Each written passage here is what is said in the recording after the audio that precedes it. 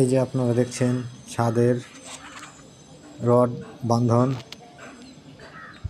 তো বাঁধা কেমন হয়েছে, বিম কেরাং টেরাং সব কেমন হয়েছে, ভুল ভাল আছে কিনা আছে সব ভালো করে দেখুন। দেখার পর ভিডিওটাতে কমেন্ট করে জানাবেন যে হ্যাঁ এটা ভুল ওইটা ভুল, বা কিছু কমেন্ট করবেন ভিডিওটাতে ভুল ভাল হয়েছে কিনা।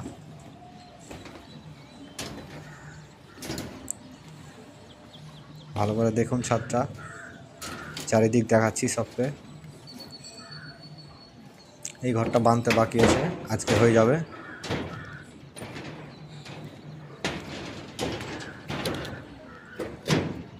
এই যে ঘরটা আর এইখানটা আছে সিঁড়ির সামনে ক্যান্টিলিভারটা, একতলার উপরে, এটা মানে দুতলা হচ্ছে।